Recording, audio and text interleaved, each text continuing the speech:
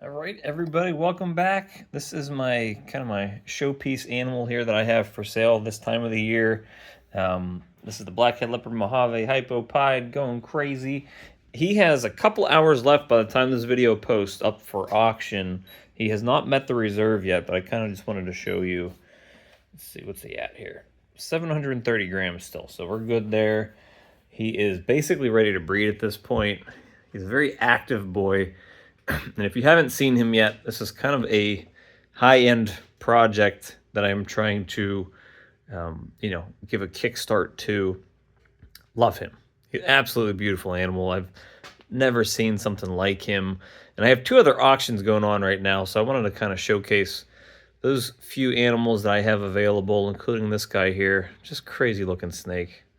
Great personality, too. He's not even a year old yet, 730 grams, so he's definitely ready for the ladies at this point. And by the time he's a year old, he's going to have a lot more weight on him too. So, end of summer, if you even want to wait a couple months, put some more weight on him. Definitely ready to go by August. But yeah, awesome snake, very cool project, very excited about it. And he is one of the three auctions that are ongoing right now. Probably by the time this posts at 8 a.m. Eastern Standard Time on Wednesday, there's probably like 2 or 3 hours left in that auction. This is another one, a big adult male, pastel ODYB Leo pied, 100% het clown male. He was my primary breeder for the clown pied project last season. I think he had at least 4 clutches for me, potentially 5, I don't remember exactly. But he did a fantastic job. He's over 1,500 grams. He is from 2020. He has a good personality. Not a very high ticket price on this guy, especially for what he is. He hasn't been bred in over a half a year. He's just kind of been sitting here in the rack. And now that my Super ODYB Fire Clown Pied male is breeding, this guy is obsolete for me because the only thing this guy offers me over top of the other one is the leopard, but I have so many snakes that have leopard in it, I can do without it. So, he's available. He's a really, really friendly snake, too. He's really cool looking. He has pretty eyes, too. So, he is one of the auctions. And I think the other auction that I have, and I haven't shown the females outside of the pictures, and unfortunately this guy's in shed, too, or going into shed, is this bamboo combo ultramel posset pied male. He's actually going in the shed, so his colors are probably not going to be as vibrant as they will be post shed. I may even save the shed and get him shed tested for het pied, but as you can see that right there, that's a very nice ringer that he has. I'm pretty sure he's going to prove out het pied, but I have him paired with 2 females that are Enchi double head ultra pied, and so he's ultramel pos het pied. I'm pretty sure that within a year or so you're going to be able to make ultra pieds with this male and the 2 females that I have available. My idea on him is very difficult because it's hard to say. I've never seen a snake like this.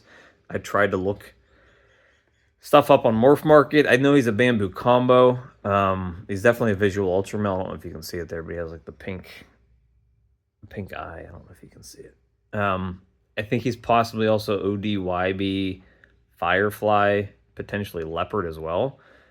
He's a giant mystery, but he's getting big fast too. He just ate yesterday, but he hatched over 100 grams. Let's see what we are here.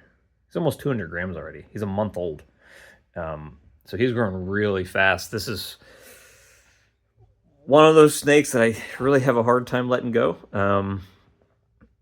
because of how unique he is and how much I think he's going to be able to do in the project, especially because he's a visual ultramel. It's not going to pick up those colors and pattern, but actually I'm hoping after the shed happens here, hopefully within the week, I'm able to kind of get some better colors out of them. But these are the Enchi. I picked these up from a Chimera last year, the Enchi double het ultra pieds. I think they're like around 900 and 1,000 grams. I have 2 of them.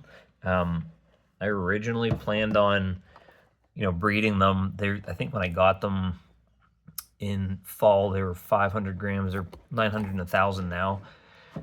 Because they're double hets and because I have so many other snakes growing up, they're kind of like an insurance policy for me at that time. But I have a rack full of stuff in the Ultrapide project that I just kind of decided that I didn't need to hold on to them anymore. So I sort of incentivized buying that bamboo male because, if you can buy a male that has a bunch of genes in them and you can buy 2 females that introduce Enchi into the Ultrapide project, which brings a lot of pattern back into Pied, there's some really cool combos you can get out of that trio that I have for sale. So all 3 of those males are up for auction. The auction's done in a few hours. They haven't met reserves yet. If the price gets close to those reserves and you're like the highest bid, I might be willing to negotiate price with you if it doesn't hit the reserve prices. So, where they're at now, as I'm recording this video, they will not sell. They're like a third of what the reserves are. But, what can happen crazy in those auctions in the last 24 hours. So we'll see. So if you are interested in any of that stuff, put your highest bid in. If you don't hit the reserve, then we'll try to talk if it's close to what the reserves are. So I'm willing to wheel and deal. I know prices right now are kind of all over the place. Some things are demanding regular pricing. Some things are not. Some people are willing to invest a lot of money. A lot of people aren't. So I'm not going to be unrealistic with what I can actually get for some of these animals. So that's where we're at with that stuff. Those other 2 Ultramels from that I kept from that clutch that are left, because everything else is actually sold already and they're all out the door. They're going in the shed too. They all just ate yesterday and they're all going in the shed. But this is, here, let me turn around the camera. Just to give you a quick update on these snakies. This is the other male. This is the one that I decided to keep. Again, bamboo combo. I think this is a bamboo Enchi combo. This is the other male that I'm keeping. And again, let's see. He had a ringer. Yep, there's his ringer right there. Kind of a cool ringer. He's about the same size. The three visual Ultramels from that clutch are all about the same size. But he has a pretty cool pattern. I'm hoping again once he sheds, this comes in a little more bright, so you can see it easier. But definitely a bamboo kind of feel to it. Let's see. Hopefully, he actually ends up being the one with more genes. I'm not selling the wrong one, which is sort of my fear. Nope, get back in there, bro. That I was keeping the wrong one, but because I kind of felt like he had Enchi, I thought that was the better bet in terms of keeping him, holding him back. And this is the female. Same thing, same kind of color palette, but she has very little pattern in her, she's probably the craziest looking snake in terms of what did I hatch out of the clutch. Luckily, the female, again, is a kind of a cool ringer there. But she really doesn't have a whole lot of pattern. She just has this like darker orange stripe going down her back there. But there's not a whole lot of pattern going on the rest of her body. I mean, you can tell she's bamboo. She kind of has like the bamboo color on the back of her head there, like the head stamp in the Ultramel. But other than that, it's crazy.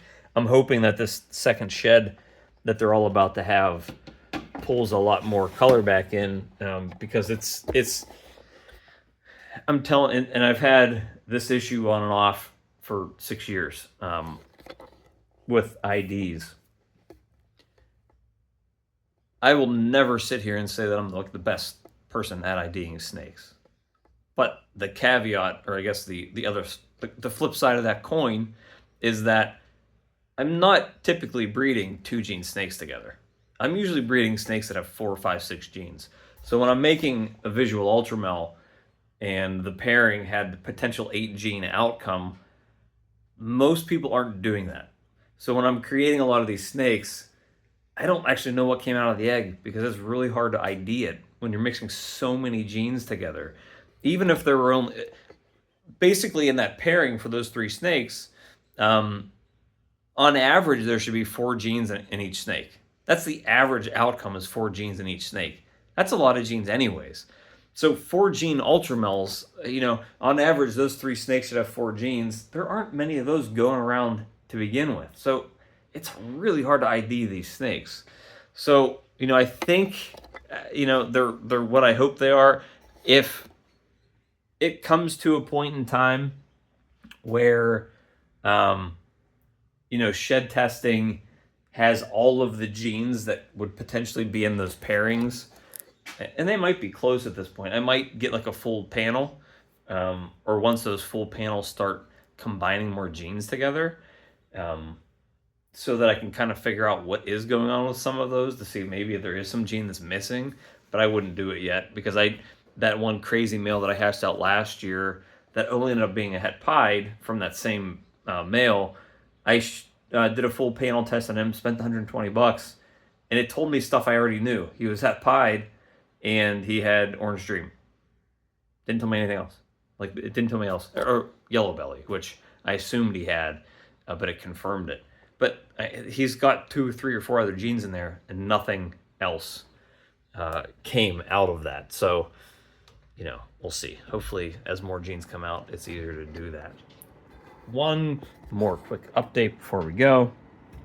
So this is from my OD Blade Pie Double Het MJ Clown male to a Pastel Leopard Clown female. So this clutch should be pipping sometime next week, probably midweek.